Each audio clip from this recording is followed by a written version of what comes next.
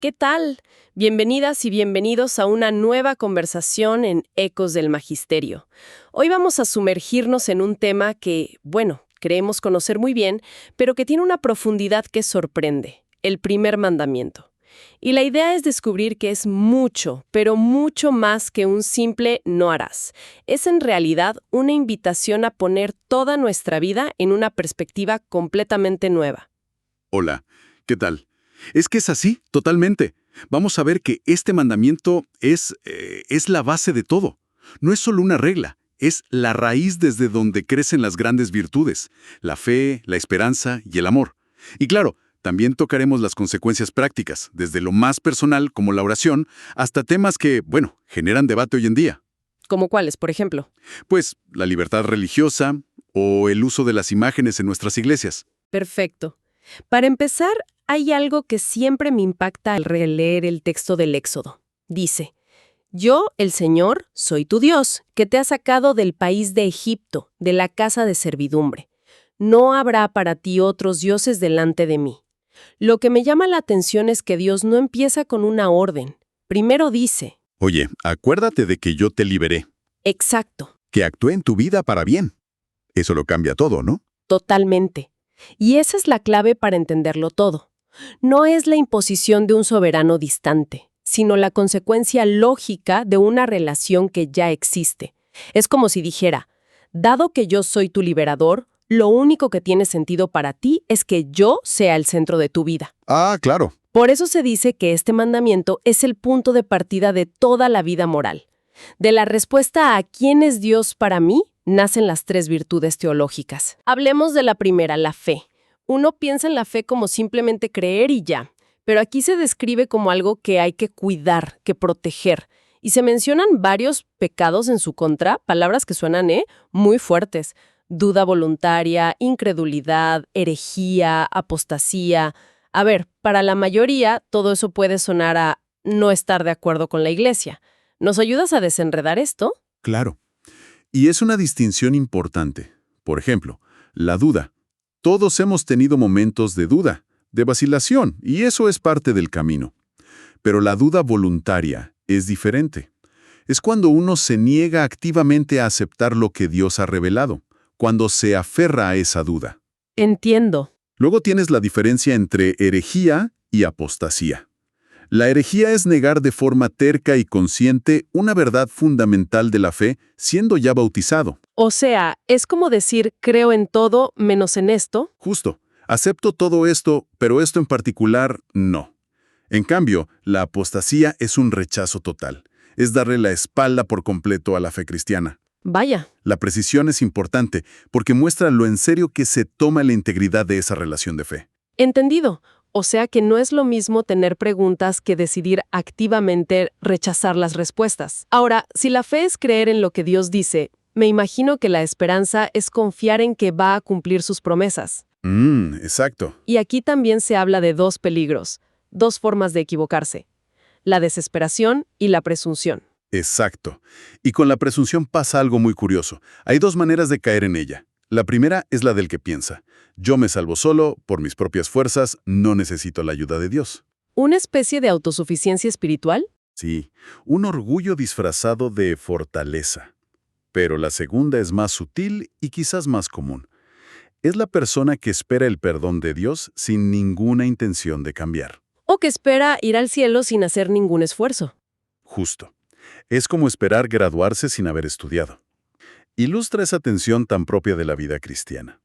Confiar ciegamente en la misericordia de Dios. Pero al mismo tiempo tomarse en serio la responsabilidad de responder a ese amor con un cambio de vida. Exactamente. Me encanta esa analogía. Y eso nos lleva a la tercera virtud, la caridad, el amor. Es la respuesta a ese Dios que nos amó primero. Y las faltas en su contra me parecen muy del corazón, ¿no? Muy psicológicas. Sí, lo son. La indiferencia, la ingratitud, la tibieza. Pero hay una palabra que me llama la atención, la asidia. Suena muy antigua. ¿Es simplemente pereza para las cosas de Dios? Es mucho más profundo que eso. La palabra asidia o pereza espiritual es fascinante. No es solo flojera. Se la define como un horror por el bien divino. Horror, eso es muy fuerte. Fortísimo. No es no tener ganas de rezar, es sentir un rechazo activo a la alegría que viene de Dios. Es una especie de, digamos, depresión o agotamiento espiritual, donde las cosas que deberían llenarte de vida ¿Como la oración o la comunidad? se sienten como una carga pesada. Es una tristeza que te cierra a la fuente misma de la felicidad. Es una condición espiritual muy peligrosa. Vaya, descrito así es realmente potente. Deja de ser algo pasivo para convertirse en un rechazo activo a la alegría. Bueno, ya tenemos el fundamento interior: fe, esperanza y amor. Pero ¿cómo se ve esto por fuera? ¿Cómo se traduce en acciones concretas? Ahí es donde entra la virtud de la religión, que son los actos externos que expresan esa relación interior. Los más conocidos son la adoración, la oración, las promesas. Pero me gustaría detenerme en el sacrificio. Que a veces lo asociamos con rituales antiguos, con algo que ya no se hace. Sí, pero se nos recuerda que el único sacrificio perfecto y definitivo es el de Cristo en la cruz. Y nuestro papel es unirnos a Él. Hacer de nuestra propia vida, con sus alegrías, trabajos y sufrimientos, una ofrenda a Dios. Ah, o sea que el sacrificio exterior solo tiene valor si es expresión de un corazón entregado. Justo.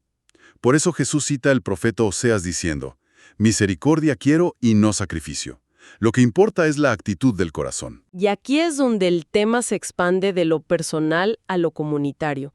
Y para mí se pone complicado.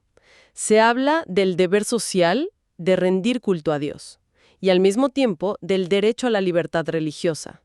A primera vista parecen ideas que chocan.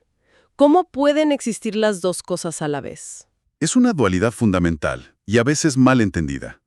Pensemos en una analogía. La Iglesia cree que existe un camino verdadero hacia Dios. Esa es su convicción, digamos, moral. ¿Ok? Pero al mismo tiempo defiende con toda su fuerza que nadie puede ser obligado por el gobierno o por cualquier poder externo a caminar por ese sendero en contra de su conciencia. Ese sería el derecho civil. Exacto. El derecho a la libertad religiosa no es un permiso para estar en el error, ¿Sí, no? sino el derecho a estar libre de coacción externa en asuntos de fe. Es un derecho a la inmunidad, a que no te fuercen, no un derecho a que todas las creencias sean igualmente válidas. Esa distinción es crucial. Es el derecho a no ser empujada, aunque se crea que hay una dirección correcta. Muy bien, ya hablamos de lo que sí hay que hacer. Ahora entremos en el gran no. No habrá para ti otros dioses. La primera prohibición que viene a la mente es la idolatría. Pero hoy nadie se arrodilla ante estatuas de Baal. ¿Cómo se ve la idolatría en el siglo XXI? Es que la idolatría es mucho más sutil ahora. Consiste en divinizar lo que no es Dios. Es tomar algo bueno y convertirlo en lo máximo, en lo absoluto. Y los ejemplos que se dan son tremendamente actuales. El placer, el dinero, el poder. Me detengo en dos que mencionas que son muy provocadores: la raza o el Estado. Se está diciendo que el patriotismo, por ejemplo, puede convertirse en idolatría. Sí, absolutamente. Cuando la lealtad a la nación, a un partido político o a un grupo se pone por encima de la lealtad a Dios y a su ley moral, se ha cruzado la línea. Claro. Y la frase de Jesús lo resume perfectamente: no podéis servir a Dios y al dinero, o a cualquier otra criatura. Eso sí que es un desafío directo a cómo vivimos hoy. Y junto a la idolatría, se menciona una lista larguísima de prácticas que se deben rechazar. Consultar horóscopos, la astrología, la quiromancia, los médiums, la magia. La lista es exhaustiva. ¿Por qué una condena tan rotunda a cosas que a veces parecen inofensivas? Porque en el fondo de todas esas prácticas hay una misma actitud, una voluntad de poder sobre el tiempo y sobre el futuro. Es el deseo de controlar lo que no nos corresponde, de tener certezas que anulan la confianza. Es como querer saber el final de la película antes de tiempo. Exacto. Es como querer robarle el guión de la película al director, para saber qué va a pasar. La vida de fe, en cambio, consiste en confiar en el director, en caminar día a día entregados en sus manos, en su providencia, sin necesidad de buscar atajos en poderes ocultos. Se trata de cambiar el control por la confianza. Me gusta. Entonces, al otro lado de la moneda tendríamos los pecados de irreligión. Se mencionan 3: tentar a Dios, el sacrilegio y la simonía. El sacrilegio, profanar algo sagrado, es fácil de entender. Pero, ¿qué es exactamente tentar a Dios? Tentar a Dios es ponerlo a prueba. ¿Cómo? Es como decirle: si de verdad eres Dios, haz esto por mí. o actuar de forma imprudente esperando que Él nos saque del apuro. Entiendo. ¿Y de dónde viene esa palabra, simonía? La simonía toma su nombre de un personaje de los Hechos de los Apóstoles, Simón el Mago. Él intentó comprarle a los apóstoles el poder espiritual del Espíritu Santo. Ah, de ahí viene. Sí.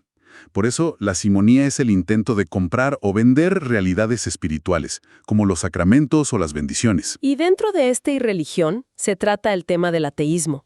Y aquí hay un punto que me parece de una honestidad y humildad enormes. ¿A qué te refieres? A que, después de definir el ateísmo como un rechazo a Dios, se hace una autocrítica muy valiente. Se sugiere que los propios creyentes podemos tener parte de responsabilidad en que existe el ateísmo, ¿Cómo? por los defectos de nuestra vida religiosa, moral y social. Dice que a veces, los cristianos, con nuestro mal ejemplo, podemos velar el verdadero rostro de Dios más que revelarlo. Uf, eso es fuerte. Es una llamada de atención muy seria.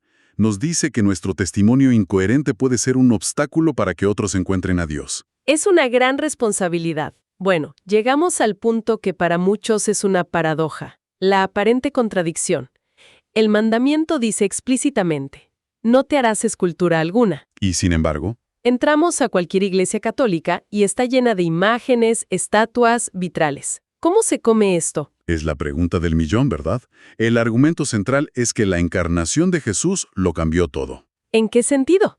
La prohibición original del Antiguo Testamento tenía un propósito claro: proteger al pueblo de Israel de la tentación de adorar ídolos como sus vecinos paganos. Claro. Se prohibía representar a Dios porque Dios es invisible, trascendente, infinito.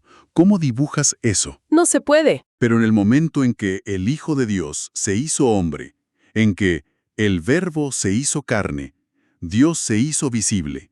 La invisibilidad se rompió. Desde que Dios tiene un rostro humano en Jesús, se hizo legítimo representar ese rostro. Ah, o sea que la prohibición era para el Dios invisible, pero como Jesús se hizo visible, ahora sí se puede representar esa visibilidad. Exactamente. Entiendo.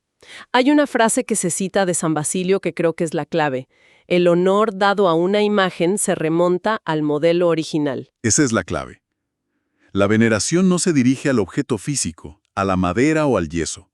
Sería como pensar que cuando besas la foto de un ser querido, estás besando el papel. No, claro, el gesto va a la persona. Exacto. El gesto atraviesa la foto para llegar a la persona. De la misma manera, la veneración de una imagen sagrada es como mirar a través de una ventana. Tu mirada no se queda en el vidrio, va hacia la persona que está del otro lado. Cristo, la Virgen, los santos.